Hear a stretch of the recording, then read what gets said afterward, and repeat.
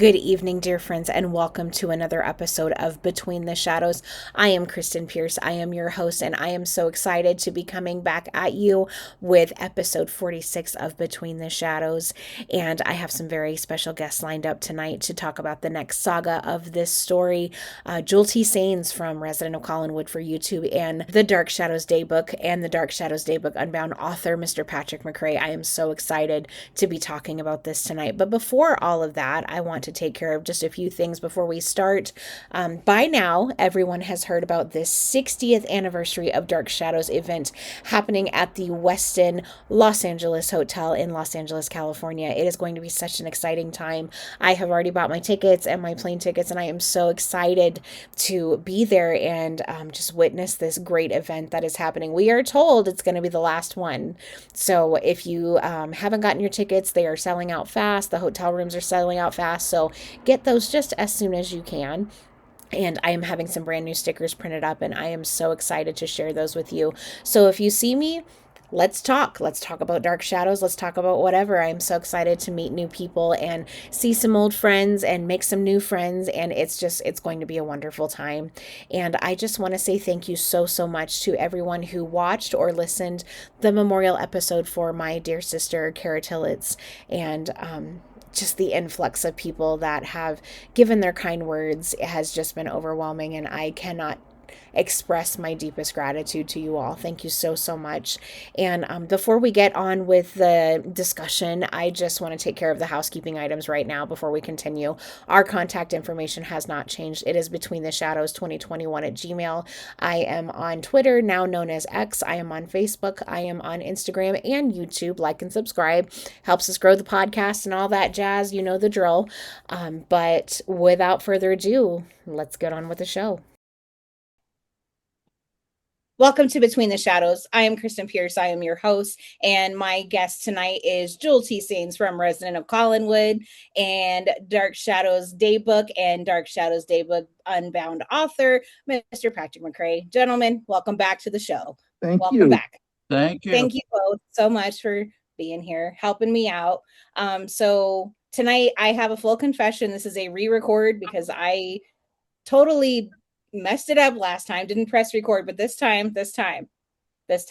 So tonight we are here to discuss once more episodes 678 through 688. And the last place Between the Shadows left off, we were talking about Barnabas and Julia finding out about Chris and finding out that he is the werewolf, and Barnabas wants to help. And so that's kind of where we're going to pick up. Like, Chris has just been poisoned with his brandy or his whiskey or whatever he poured himself, a celebratory drink. But so the ghost of Beth is just been present along with the ghost of Quentin. And the ghost of Beth is trying to warn Amy that Quentin is trying to hurt Chris. And she warns that she saved Chris this time, but Quentin will try again.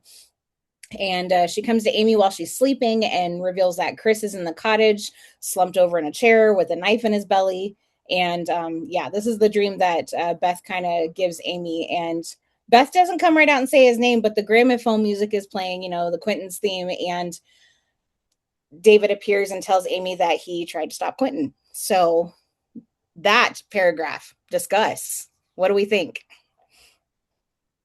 It is prime Dark Shadows. Yeah, it is. It is the core sample of when I think of Dark Shadows. This is really what I think about. Because otherwise, if you're in the other two choices are the super spectacle of time travel, which is always going to be something special. It's always going to be something a little different, or the stuff that's kind of like not that great. And there's Dark Shadows has some of that, and we love it always, but I mean, come on, like between us, it's not the first thing we go to, and so but this is that sort of thing where if you want to show somebody some Dark Shadows, there's some criteria you gotta follow. The first thing is that do you want Barnabas as a vampire? Because part of the thrill of Dark Shadows when you're describing it is saying the main character is a vampire, but not always. Mm. Well, I actually know what vampires act like. What does a not always vampire act like? Okay, I Mm-hmm. want to see that. Definitely. And and you hear, well, there are ghosts and witches and this and that. Well, you got pentagram in this. That can stand in for a witch. And an Abe Pagoda, on a broom with a pointy hat. And if only. And then you have ghosts popping, mystery, attempts at killing people, references to werewolves. This is prime TV. So, yeah. Absolutely. Yeah. And I think we said last time, like, if you were going to show Dark Shadows to someone, this is a really good place to start. This is all leading up to 1897. And Yeah. I don't know, this time was really, I mean, it was really intriguing. It was one of those, sit on the edge of my seat kind of things, because you don't know what's happening. You don't know why Quentin is mad. You don't, and I know we've discussed it, but we don't even know that it's actually Quentin. It's just the shape, the form of Quentin. And Yeah. Joel, what do you think? I think it's really interesting because we see the ghost of Beth and we're told that it's Beth by the kids, but the kids know it. But the greatest thing Dark Shadows always does with its writing is you, the audience, get to know it, but you're helpless to do anything damn about it. And that's the most traditional horror trope you can imagine. It's not just in Gothic Exactly. horror, it's in this. And what I love of this most is Chris is on the ground near death's door, sort of. But here's Barnabas. How many times I've thought about ending my own life when I was a vampire. I'm thinking, you nerd, I didn't do it willingly. But True. what I love here is we've seen Barnabas as a human make mistakes. We've seen Mhm. Barnabas as a vampire. Different make mistakes. Difference is when he makes a mistake as a vampire, he courses corrects by killing people and putting them in the ground. As a human, not so much. But the greatest trick they pull too with Barnabas, they make him vulnerable because, I mean, I'm Mhm. not going to sit here and say they were going to kill the character off right here. No, but he's in constant danger of being a mortal human. Certainly. And I mean, we saw that starting with Dr. Lang, when he threatened to shoot him if he, picked up the phone and called, and he was like, "Oh, I dare you. Oh, wait, I'm human. I can die." And I mean, I kind of love this era of Dark Shadows where Barnabas is purely human, and there is that fear of anything could happen to him. Anything that could happen to you or to me could now happen to Barnabas, and he can get himself in trouble. This werewolf could kill him if he was in the right scenario. So, yeah. That brings up an interesting question. I think I know the answer. Maybe a dumb question, but it's interesting also. And that is Barnabas more vulnerable as a vampire or as a human? Discuss. Think in the cosmic existential sense. Think in the biggest senses. I would say as a human. I mean, Literally. that is my first go-to, as because as a human, because he can die from things that you and I can die from. But if the right people knew he was a vampire, that would make him really vulnerable, especially during the day. Like if he was a vampire while Willie was at Wincliffe, which for a long time he was. I mean, who's to say that, the right person would find out and then it's curtains, Barnabas, sorry. Yeah. So I quite agree. I quite agree. I mean, there's both, I think, but as a vampire, people are more willing to kill him because he's a vampire. So Sure. I think it's an interesting question. I think, it is. he's got more people who want to destroy him, even if they don't know it's him. Yeah. He's Yeah. he's he 50% of the day he can't go into it. And that Mhm. at only certain times of the year. Sometimes it's far more of the day. Sorry, Exactly. bad time for Barnabas Collins. His office hours are very limited. It's a good thing he Uh, doesn't live in Alaska. yeah, his enemies are, I think, have to be stronger, more diabolical, so they have more tools at their disposal. Angeliques and so on and so forth. I don't know. I really kind of wonder. Certainly so. I do too. Remember, as a human, when Angelique makes him human in 1840, what happens to him? Trash walls him up, and Yeah, it's like Mm. they save him, sure, and it's like, dude, like you're not this supernatural being right now. And look, when he goes out into the world as a non-supernatural being or undead creature, he's vulnerable to anything, like you or I. I mean, he can get killed crossing the street. True. But Charity Trask, as Pansy Faye, ended up staking him in his coffin, but it was Yeah. there. So there's both, I think. Yeah. But so we still don't know why Quentin is trying to kill Chris, but now Amy knows that he's trying. He wants to hurt him, and she confronts David, threatening to tell Elizabeth everything about the game, which, as I said last time, I still don't know what this game is. I don't know that we ever really find out what the rules of the game are, what the object of the game is, but it seems like as time goes on, somebody gets hurt. And I mean, David does try to stop her, and we kind of see, I felt like an older David when we first see him on this show. We kind of see an old David come up and he hurts her, like to try to keep her from telling Liz. And, ends up, doing the manipulative thing where he tells Liz, you'd believe a stranger before you believe your own nephew. But Liz Yes, isn't because buying. I know my own nephew. Are you kidding? Exactly. Exactly. It's It's you, like, David. do we want to talk about the bleeder valve incident? Yeah, I know who you are. And so yeah, and then she tells Maggie to deal with him in her own way. However you see fit, deal with David. And Maggie was very different than the way Vicky was. And the way that she dealt with David, I felt like I don't want to say harsher, like more harsh, but she definitely had a more wild, wild west approach than Vicky did. So discuss. He's more of a disciplinarian than what Vicky was. I agree. Vicky, I would say the disciplinarian during Vicky's era is more Roger and Elizabeth. And well, Elizabeth often stepped on Roger's toes a lot. It's not that he wasn't sent to his room. I mean, he was, but it's Elizabeth is okay. He needs punished. He gave into childish fantasies. Okay, we're done doing that. So and Maggie's more from Patrick brought up that Maggie was brought up in a more disciplined scenario than Vicky, and I agree. And right, and as I mentioned before, there's an episode a couple, I think, days back that I covered where Sam Evans is at the Blue Whale with Joe Haskell, Maggie Evans, and Joe goes to the bar. He doesn't want to eavesdrop on their conversation. And he's trying to get her to find out who this blonde-haired woman is who comes to Collinsburg. Newsflash, it's Laura Collins. Laura Collins. But he grabs her by the wrist, not hard, not to hurt her, but to like enforce, hey, I need this information. And he's like shaking her a bit. And it's like she's like, Pop, you're hurting me, you're scaring me. Mm-hmm. And that right there lets you know Sam Evans, he's not afraid to discipline his daughter. No, he's not.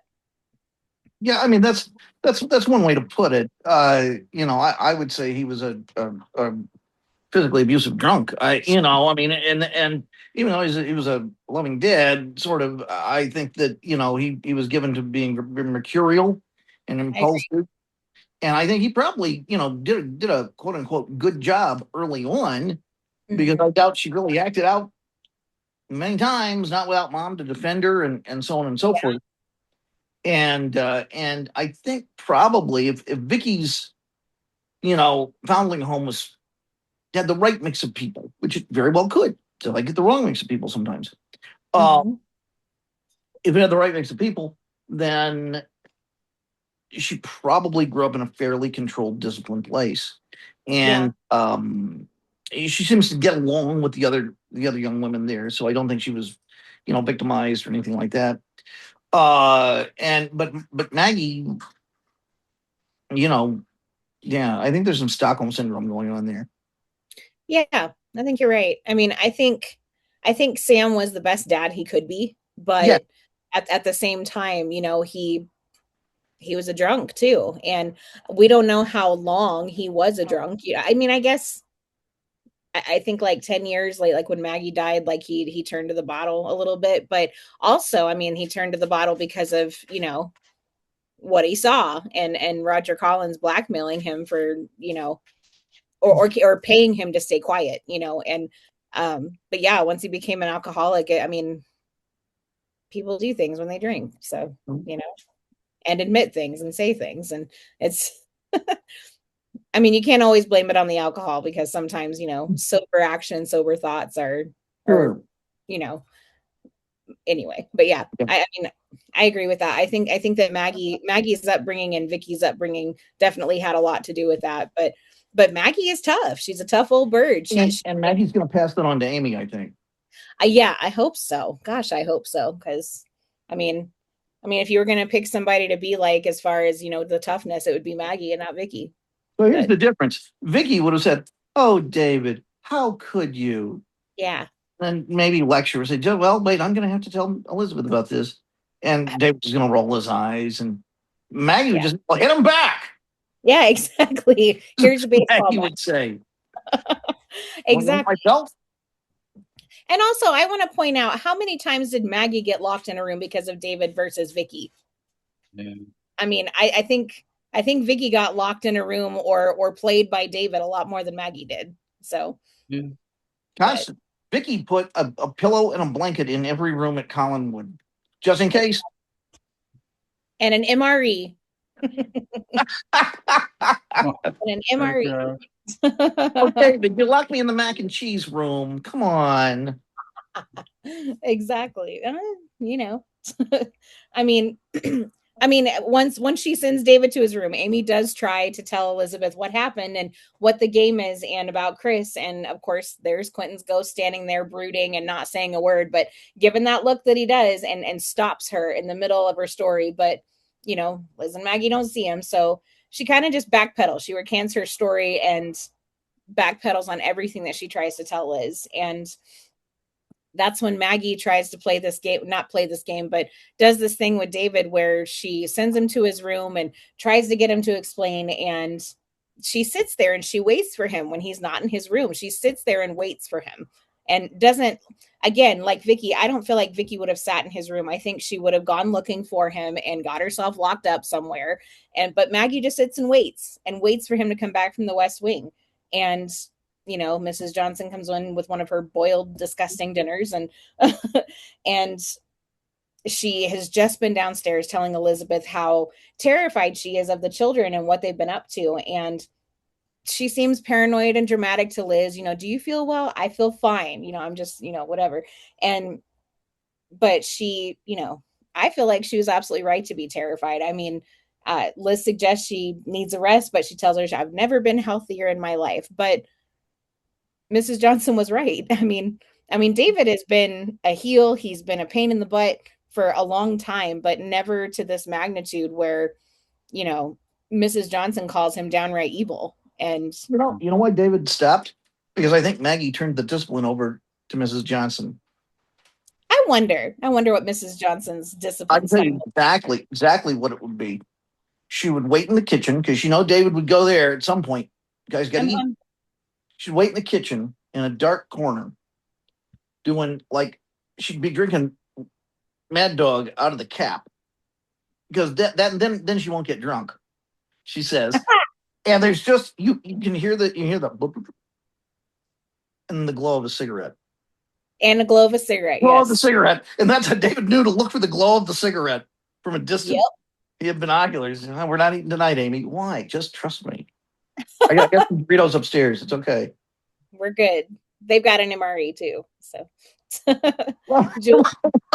Maggie says, "Why is there an MRE and a pillow in this closet?"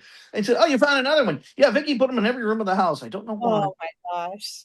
And so David, his room in the corner of the room that we don't see, the fourth wall, it's just stacks of pillows and blankets and MREs. Yes, exactly. It's not like he's around, so I don't have to go in the kitchen. Miss Johnson's waiting for me late at night. Jule, what about you?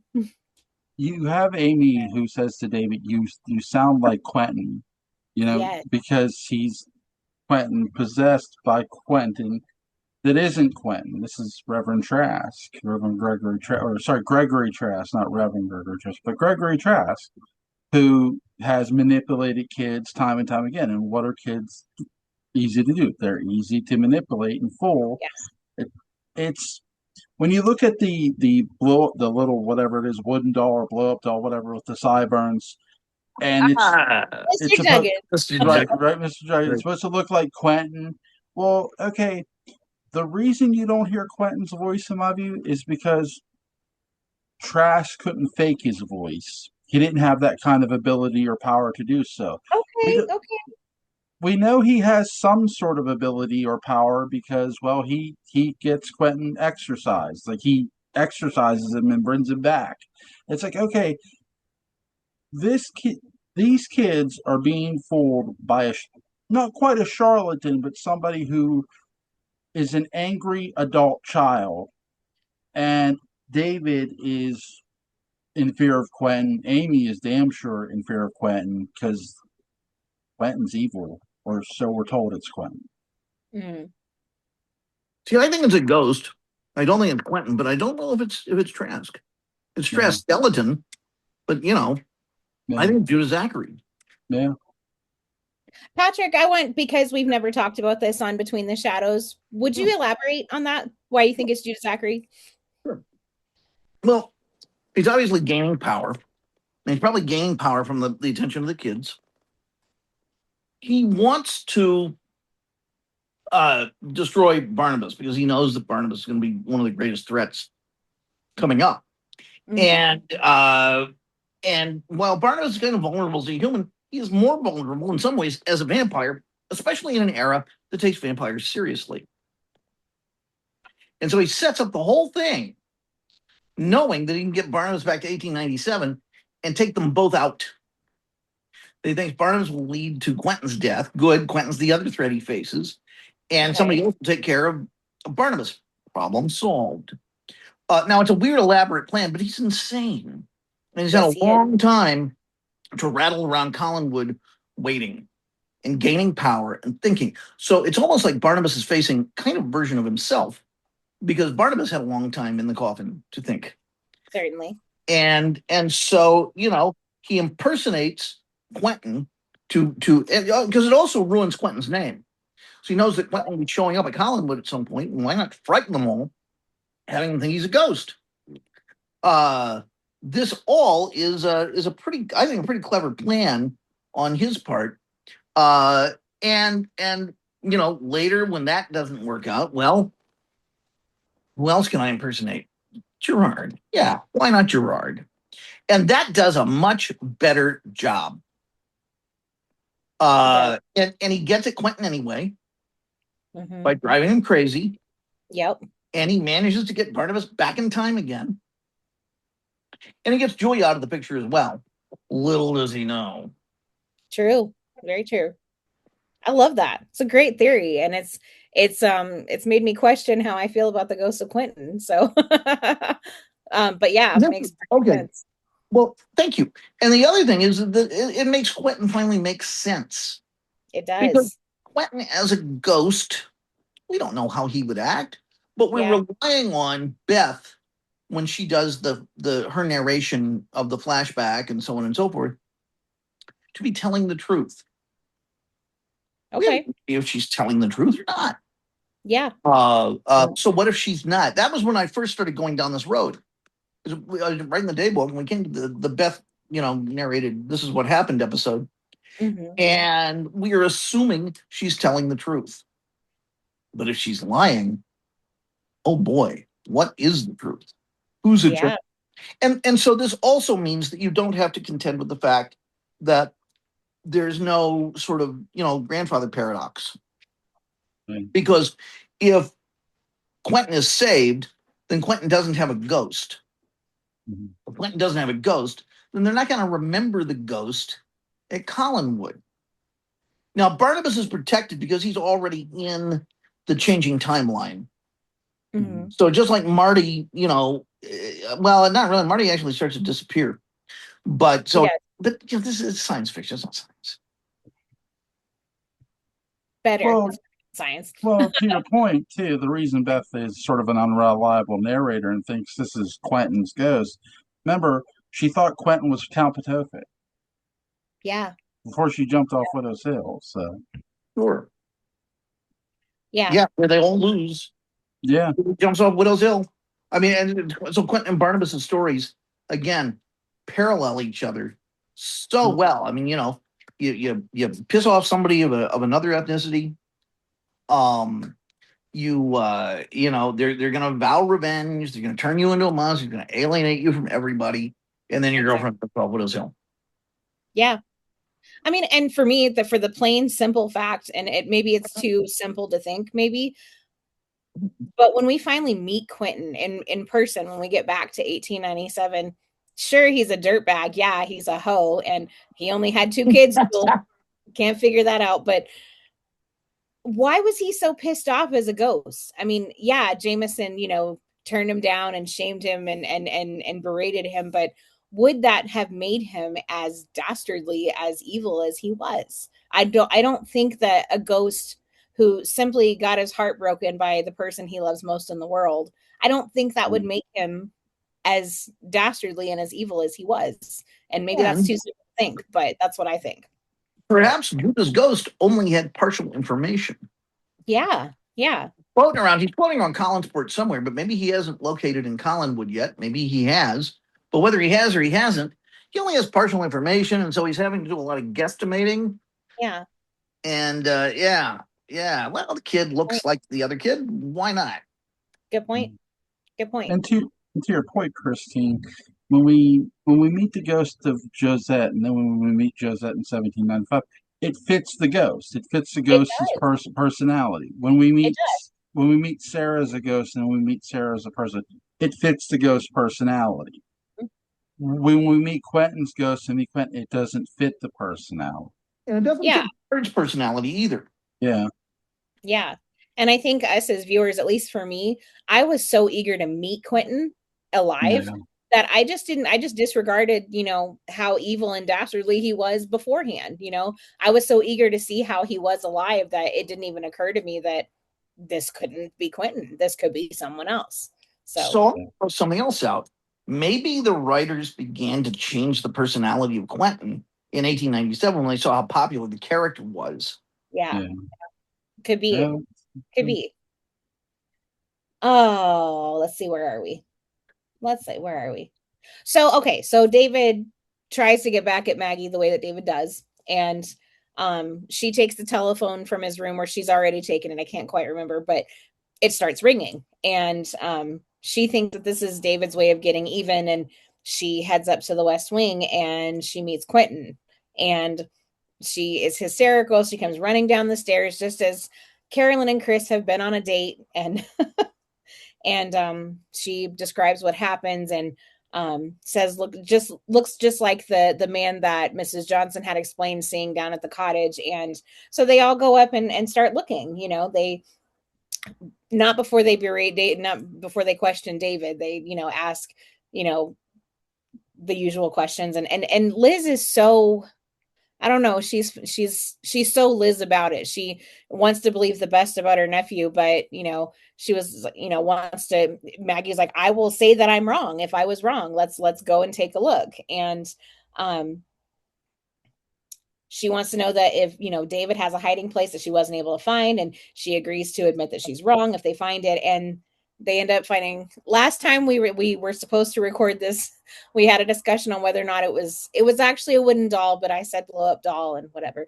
It still looks like a blow up doll to me. I went back and watched it again. It looks like a blow up doll to me, but also, because the face looks like Otto from Airplane. So it does look like Otto. It looks like Otto. Yes, it does. It does. I still stand by what I said, but it's Mr. Juggins. It's Mr. Juggins, and I'm sorry. I got a point to throw in there when you're done. By all means, this is where I'm pausing to let you guys talk. Great. Later in these episodes, Carolyn kind of says, Chris, what's wrong with you? Can't you be a regular boyfriend?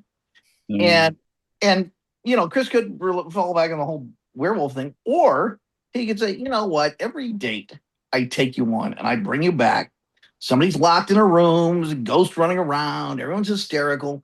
And it's like, look, we're either going to, or Bonanza is on and I'd like to go home and catch it. Bonanza. So I was a Bonanza fan. And, I want to watch Bonanza. What's wrong with that? Laffion's on. Can I go and watch Laffion? That's great. That didn't work. No, every time they are coming back, there is something happening in the house. It's not false. I mean, this was in Roger's office. I want to watch TV. Just tell me when this all blows over. This is not what I signed on for. But Chris, got his own drama that he's dealing with, which is just, it's kind of hypocritical, Exactly. you know? But yeah. Yeah, Chris isn't normal. Lady, your family isn't exactly normal. What do you No, expect? I mean, This is coming from me, a werewolf. right, right. I come to mean, find out, they're on this freaking date, and spoiler alert for the viewers. But later on down the road, they learn that Chris is related to them. That's why he's a friggin' yeah, werewolf, you know? And yeah. it's like, okay, Oh my which God. makes it all the more weird. That's why Quentin wants to kill him, to keep it from being incestuous. Bingo. Because ew. Exactly. Joe Haskell didn't get the memo on. But Oh my God. I know. His cousin. It's all together. Neither did Joshua when he went at Jeremiah to marry Millicent. True. But it was okay for that. And for whatever reason, it's not okay now. But in the state of Colorado where I live, it's okay to marry your first cousin. It's legal to do that. And I'm like, okay. But yeah, that's beside the point. But let's see.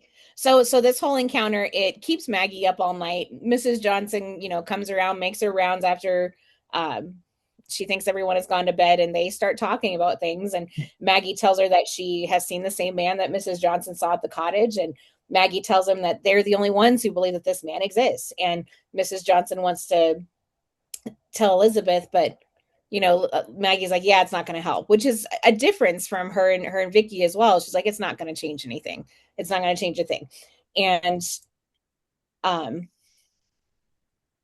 Elizabeth wants to believe that everything David says, and Maggie thinks that whoever this man is, he's got this enormous hold over the children, which we already know. And but Maggie is like dead set on finding a way to help them, and they both admit to being afraid of the kids, which rightfully so. And she tells Mrs. Johnson to lock her door at night. And let's see.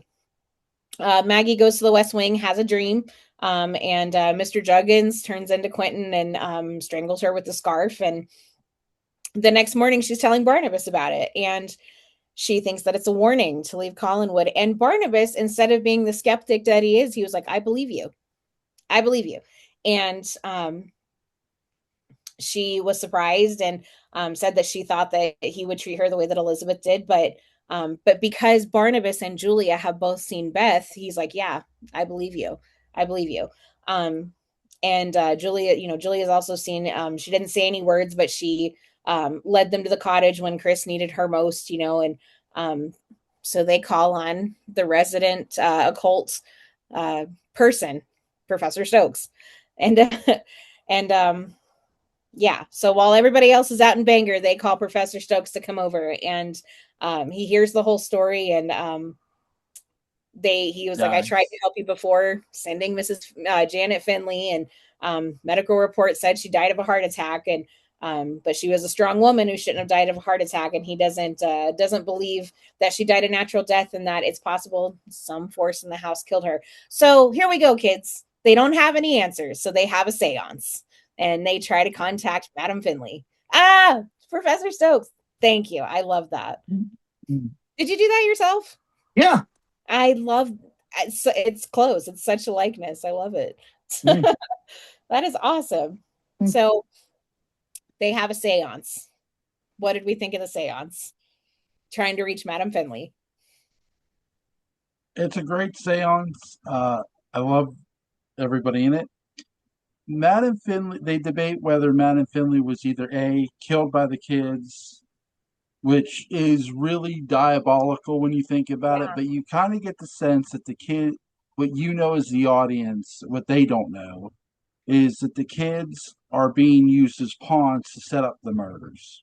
Yeah. And once the murders happen, they react to them. Like Amy's not happy that they helped murder the old man, or they helped, Madam Finley. David's a little bit creeped out by some of the murders himself. He's starting to get, okay, we're being used to kill. So his possession isn't exactly foolproof because he's got a conscience in all this, and somewhat at least. Yeah. So I love that with the seance, because you find all that out after the seance. But the seance is effective enough that, okay, you you're getting somewhat of an answer. What really gets me is when they go back into the records room, because when Roger comes home, he yells at Barnabas Oh my to, gosh. That was a right? whole point I was going to make later, but go ahead. Go for it, Yeah, please. he yells at Barnabas like, "Oh, if you don't apologize to my son, you'll never be allowed back in this house again." Though he's packed his bags and left, is getting ready to leave the house to go back to the old house. They want to search the records room.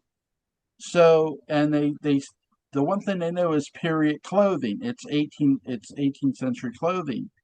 So, with at least with Beth, because they've seen Beth, Right. they haven't seen Quentin. Only Yeah. only Maggie and Mrs. Johnson and the kids have seen Quentin. Yeah. The other Yeah. adults haven't. They're going Yeah. to, but I love this sound. Sorry, short answer. No, sure. I like the long answer. That's I love the long answer. Yeah, I think it was interesting too. I think that the one who was most scared, the one who didn't want to do it most of all, or least of all rather, was the one that Janet Finley used, Mrs. Johnson. And Mhm. I thought it was great. And afterward, Barnabas was, the three possibilities. Either the kids did it themselves, either they know something, or what was the third? I can't remember. She was let's see.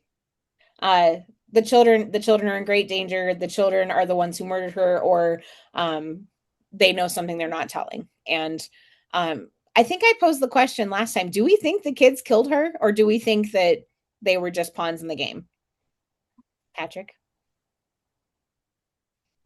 Oh, I don't think they killed her. I think that would really, I think, drive Quentin crazy. I think or drive the kids crazy, drive somebody crazy.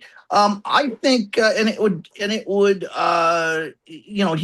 really become permanently a bad guy Yeah. in that sense. Self-serving. In this way, he just is a horrible threat. Yeah. But he has not ruined them yet. There's too much vulnerability. He would push them too far. They would have too many things they could say at Okay. that point, I think. Jule? You know, I know you kind of touched on it, but there can only be one kid who murders somebody and grows up to be a true serial killer. But you guys, you're right, killing me because I right. love it. No, I don't think the kids are killing anybody, but again, they're being used as pawns by an evil spirit, an evil ghost who's Yeah. claiming to be a member of the family. To them, we hear again, the kids are unreliable too because they say, "Oh, this is Quentin." No, it's not. Beth is saying it's Quentin. No, it's not. You have a ghost who thought Patofe was still in Quentin's body, and you have two kids who are calling the ghost Quentin. Kids are very unreliable because kids can be made into saps, and Yeah. very Manipulated. Yeah. easily. I agree. I don't think the kids killed her. And when Barnabas and Julia questioned Amy, she didn't know that Madame Finley she didn't know that she had died. She just thought that she left. Or at least that's what we're led to believe. And I mean, they did lure her up there, but I think after that they had no idea what happened to her. I think because they played the game with Madame Finley, and um eventually they find out that Quentin is actually hurting people. And um yeah, so I mean the plot kind of thickens. They go down to Chris, Barnabas and Julia go down to Chris's cottage, and Julia wants to hypnotize him to see if anything in his subconscious knows anything about Beth, and it turns up unfruitful. He doesn't know her at all. And um we see her giving Amy a doll, which I still don't know why. Um, but she shows Chris a spot, and he runs back to get Barnabas. They come back, and all of a sudden there's a shovel there, and they start digging up the earth and they find a tiny coffin, and it was a baby and buried with a pentagram. And so now the plot really thickens. Why the pentagram? Why this? And ages ago, 75 years ago, 80 years ago, there was a child who needed protection from a werewolf. So, they can't figure out why, they didn't hear anything about attacks. They didn't hear anything about deaths. They didn't hear anything about a man who dresses like a wolf. And so Barnabas does some digging on this pentagram, and he, finds the maker of this pentagram. And it's a really old man named Mr. Braithwaite. And his father, started the business, I think. Um, but yeah, Mr. Braithwaite, even though he's batty and he's old, can figure out, yeah, I made this. This is one of my first pieces, and comes down to talk to Barnabas about it, and ends up getting or dies of a heart attack before he can actually tell Barnabas what he knows. So, what do we think about that, Jule? Uh, I love the fact that they give Ezra Braithwaite two different glasses to that way he That's can great. be Great easily thought. killed off, right? And I love when he takes them on, puts them up, and he's examining the candlestick that his father made. He says Yeah. he was very young with it. Like you said, it was the first piece he made. It's Beth who orders the pentagram, but it's ordered in Quentin's name, Yes. if memory serves me correctly. Um, you know that the kid in the coffin is Quentin's kid. It's Quentin's son, I would think, and this just lends credence that the ghost doing the murdering isn't Quentin, because why would he not want to protect Chris? Again, Chris is your descendant. I loved the death of Ezra Braithwaite, but I love the small build up to him and his craft of jewelry, things he Yeah. made. Character short lived, but it's a fun character that you get to see, and David is used as a pawn again.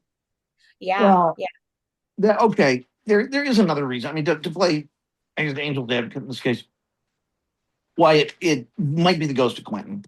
Is you say why would he want to kill his own grandson or whatnot? Well, to stop the curse. Mm-hmm. To stop the curse is why. Yeah. And that's it. Because Joe Haskell's not going to pass it on. No. So yeah, it's and to put Chris out of misery. I mean, Chris keeps going around saying, "I want to die. I got insomnia. I got insomnia." All this stuff. Uh, that's it. But that would be why, But it's Yeah, the most interesting theory. I agree.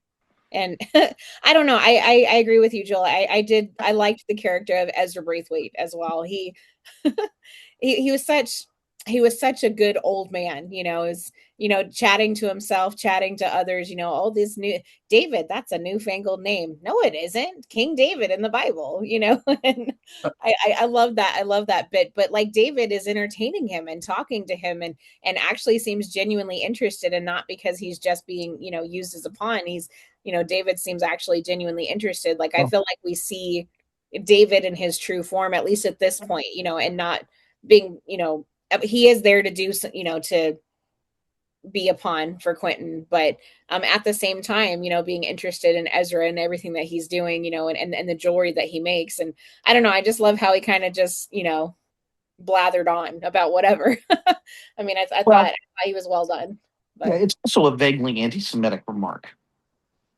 yeah. When he says, he knows about King David in the Bible. That's from the half of the Bible. People like Ezra Braithwaite do not name their kids after, although Ezra, who knows where Ezra comes from. That's probably Old Testament Yeah, too. exactly. I do have a question. Okay. Okay, so does the ghost of Quentin, is he aware of Ned Stewart's existence? Oh, who knows? I don't even know. That's crazy. Uh, Why? probably. Yeah, why Sure. do you ask? I ask this because Ned Stewart, who gets mistaken for Jeff Clark, um, his sister dated Chris. So is he aware of these two people's existence? Because he seems to be aware of other things that have gone on in Collinwood. He's aware of the werewolf curse. He's aware of all these things, and so is Beth to a degree, at least that we know of. Mhm. Okay, so are they aware of people connected to Chris's life? Because they know, obviously, they know about people who are in Collinwood, like Carolyn, Maggie, all them. What about people outside of it? What if Sabrina, the reason she really her hair turns white and all of that, what if she's pregnant? Could be. And and she realizes, oh my God, he could pass this on. Oh Yeah. Lord. Yeah. And it's that, you didn't miscarry your son, but but that totally freaks her out. That's very interesting to me, and this is on the next segment, whatever. But I want to talk about that. Like, but the solidarity with Sabrina and wanting to protect him, and not wanting to turn him in, I mean that I mean, yeah, clearly she loved him, but that kind of takes devotion too, Yeah. I mean, it's like, holy crap. I mean, but yeah, I mean, what if she was and her hair turned white because she had a baby that could be, at an orphanage somewhere like Jenny's kids were, or in town, or, I mean, that's a crazy thought. Chris at dinner, and Carolyn says, "Why are you looking at me like that?" And I'm just trying to imagine you with white hair. Yeah. Kind of an odd thing, maybe. I don't know. Well, Josie and the Pussycat sort of thing. Oh my. Yeah. Yeah. It's a good thought. I mean, yeah. Okay, let me see where we are. Okay, so David steals the ledger. I don't know that he was supposed to steal the ledger though. I think Quentin was going to hang on to it, but because David later on says, "I stole the book. I hope he doesn't know it was me that stole it," to Quentin, about Quentin. He's like, "I hope he knows I didn't, I hope he doesn't know that I stole it. I just had to know. I had to know." And, the autopsy comes back and Mr. Braithwaite died of heart failure, and even Julia believes it. A scientist, a doctor believes it. She tells Barnabas, "I watched the autopsy. He had heart trouble. He was very old and had a history of heart disease." And this time it's Julia who's the skeptic, and Barnabas is trying to convince her that this was supernatural. And I love this line. He goes, "Interesting. So many hearts should stop in this house. You have Madam Finley, and now you have Ezra Braithwaite." And then the other thing that I want to talk about is when Barnabas goes to question David about the missing ledger, he did in fact take it.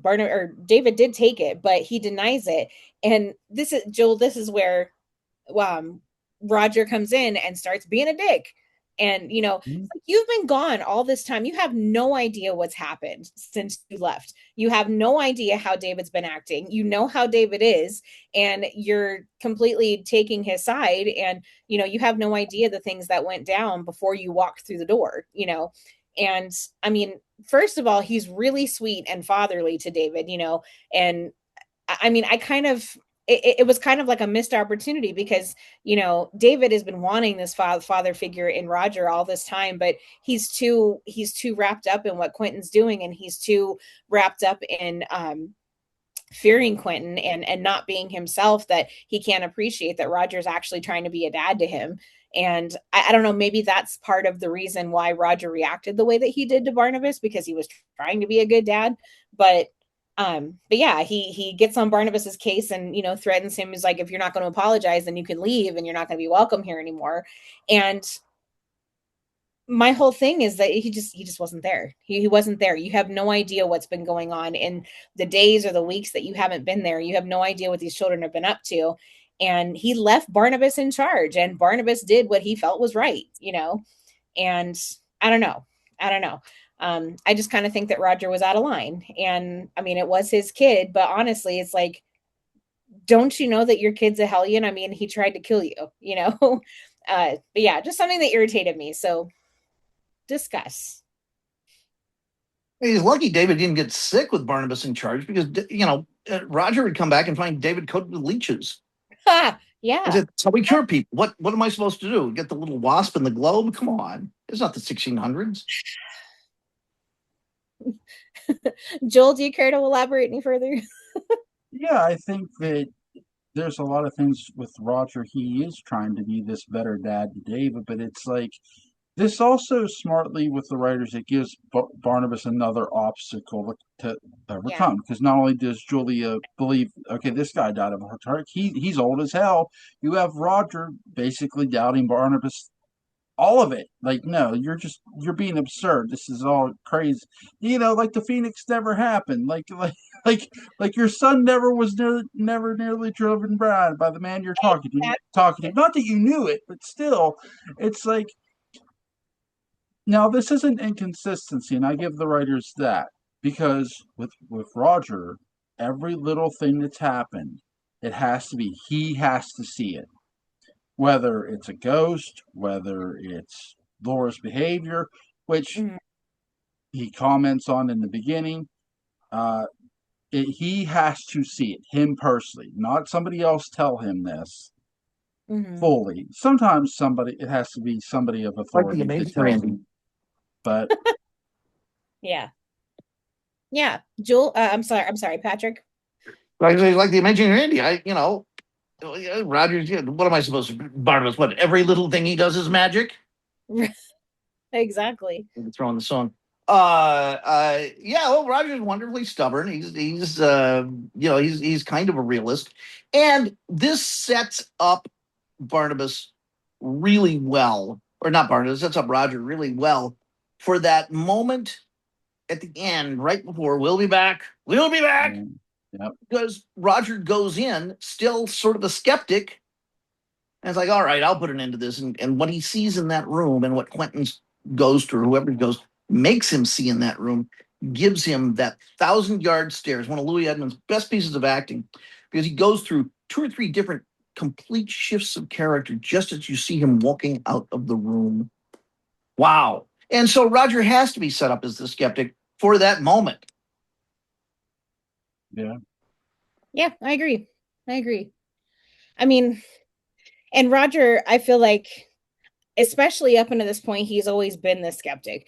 I mean, even with everything that's gone down between Laura being who she was, and then when they had the seance going back into the past, he even after, the woman Phyllis Wick switched places with Vicky, he calls it all mass hysteria, even though he was there to witness it. He went out looking for Vicky. She wasn't there. And then all of a sudden she was. But still, up until this point, he only believes. Sometimes he doesn't even believe what he can see. And, it isn't until much later that he realizes that this is genuinely a true threat, and I don't know. I think we just had to have a resident skeptic, and it had to be Roger. So, but yeah. So that's the end of my notes. Jule, I know you wrote down who directed, who wrote, so share that with us. DS 678, written by Sam Hall, directed by Leila Swift. It was recorded January 22nd, broadcast January 28th of 69. DS 679, written by Sam Hall, directed by Leila Swift again, recorded January 23rd, broadcast January 30th of 69. DS 680, written by Gordon Russell, directed Nice. by Dan Curtis. Nice. Recorded January 24th, broadcast January 31st. DS2, or sorry, 681, sorry. Written by Gordon Russell again, directed by Dan Curtis again. Recorded January 27th, broadcast February 3rd of 69. DS 682, written by Ron Sproat, directed by Dan Curtis. Recorded January 20th, broadcast February 4th of 69. DS 683, written by Ron Sproat, directed by Leila Swift, recorded January 29th, 69, broadcast February 5th. DS 684 was written by Sam Hall, directed by Leila Swift, recorded January 30th of 69, broadcast February 6th. DS 685, written by Sam Hall, directed by Leila Swift, recorded January 31st, broadcast February 7th. DS 686, written by Sam Hall, directed by Leila again, recorded February 3rd, broadcast February 10th of 69. 2 more, I swear. DS 687, written by Gordon Russell, directed by Leila Swift, recorded February 4th, broadcast February 11th, 69. And finally, DS 688, written by Gordon Russell, directed by Henry Kaplan, recorded February 5th, broadcast February 12th of 69. So there you go. Thank you. I never take the time to know who did that. So I can always count on Jule. I love it. Is there anything y'all want to add before we close this out tonight? Yes. What are your thoughts about Ned Stewart being the doppelganger Jeff Clark? Oh my gosh. I think we talked about this last time. I wish we had gotten some answer on that besides I'm not him. I'm not Jeff Clark. Right. And I'm like, okay, you can't just leave it there. I'm like, why do you look just like him? Why do you do that? And I mean, of course I can speculate, and I have, I'm like, I'm kind of, I think Patrick said it last time when we talked about this, but I think maybe he was like a placeholder for Jeff Clark. He's got Jeff Clark's face, he's got Peter Bradford's face, but he is actually Ned Stewart. So when Peter Bradford was alive, when Jeff Clark was alive, where was Ned Stewart? Was he like in a stasis, or I don't know. I don't know. There's a What reason he looks like Jeff Clark. we don't know that Ned didn't have a brother. Yeah. True. And we don't Very- know that his brother wasn't Jeff Clark. Yeah. And that they were twins. And Yeah. that, because he had to grab a body from somewhere. Yeah. And he grabbed the one that looked most like him. And who knows whether or not those kids are descendants of Peter Bradford. Good point. Good point. Peter might have had kids before he met I Vicky. mean- He didn't know about that. I mean, what about being in love with Danielle Roget? I mean, who's to say they didn't have kids, Yeah. So, Yeah. I don't know. Jill, what do you think? I think I wish the writers would have played with it a little more, and instead of just like you're saying, oh, I'm not him. Well, you're not. You sure as hell look like him. Yeah, why do you look like him? But I do think, like Patrick's saying, it could be a it could have been a twin brother. Could it just be he's a doppelganger look like? Sure, that happens. Sure. That happens. But there's a lot of possibilities. I don't really have an answer, but it's crazy, and it's Dark Shadows, so we love it. So Certainly, yeah. Vicky could have mated back to the 20th century, just early.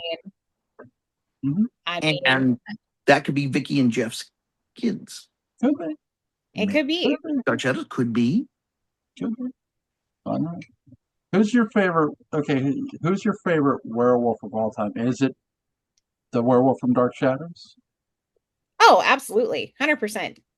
Because I mean, even in newer things, Werewolf in London and even Teen Wolf, they all have the same quality about them, But with Dark Shadows, I felt like the werewolf had so much personality, and maybe that's because we knew who they really were, And Quentin was a hoe and a womanizer, and any word you choose to use. And Chris was an architect. He was smart. He had, everything going on in him, in his life before this whole werewolf thing took over. And I don't know, I guess it just made me see the werewolf in, a human light instead of just, a vicious, mindless, soulless animal, But good question. I like that.